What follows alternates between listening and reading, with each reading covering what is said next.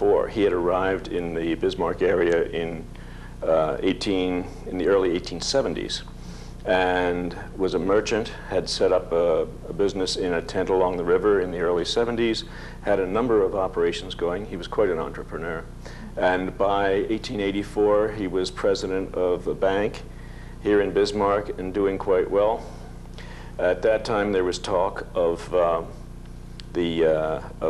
statehood and talk of the capital being moved to Bismarck, and the response to this in terms of economic optimism and political optimism, if you will, in the city resulted in 4 of the movers and shakers in the community building rather large houses that year, of which Asa Fisher and this house were one.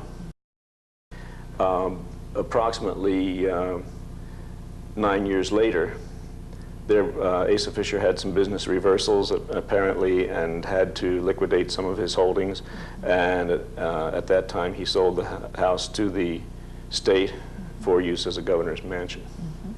A few of the exterior minor changes that took place were in the early years.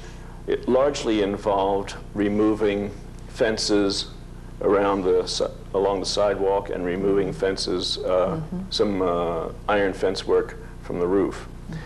Major change, first major change took place in the Burke administration, and that was in, say, 1906 to 1911, sometime in that period. In this room, the window that you see right over here was a narrow window, tall, narrow window, and Mrs. Burke decided that she wanted more light in the room, and so they expanded that window by about 2 feet. And also in the process, sometime just then or shortly thereafter, removed the little porch that was on the outside of that window. Then in the approximately 1919, the front porches that you see out there now were covered up, and a large 2-story full-width enclosed porch was added onto the building, and this changed the appearance of the house drastically. There was some archaeological examination of the building and the grounds, some test excavations along the foundation walls to determine some information about the window wells, whether or not they were original,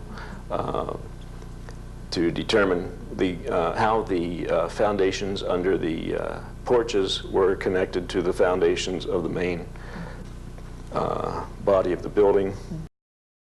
There were some features that we had information about either orally or photographically on the grounds, which no longer existed there, and so there was some archaeological testing done, and found, for example, a platform for a gazebo which had stood out on the north side of the driveway.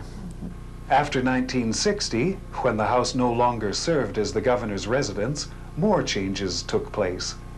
The building served as offices for the mental health department, and modern intrusions, as well as structural changes, were added to the history of the house. When the house was given to the State Historical Society, these changes were noted, and the restoration process was underway. Careful consideration was given to available information and resources in deciding to restore the house to its 1893 appearance. Much of the work involved replacing rotted wood. The back porch was roofing, floors, and posts.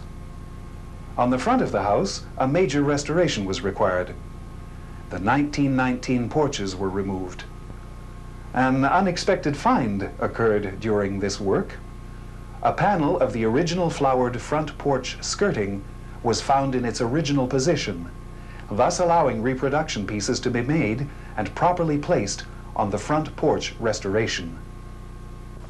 As you move around in the building, you'll see examples in some of the rooms where a wall had received numerous layers of wallpaper. And these various layers have been exposed and framed and left in place to illustrate to the visitors what types of wallpaper styles and colors were prevalent from one time to another. Same thing with paint.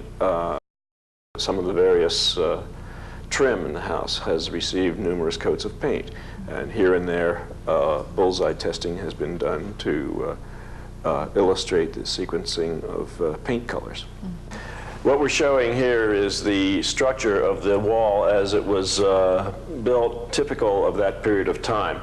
You have wood studs with wood lath and then plaster, wet plaster applied to the wood lath.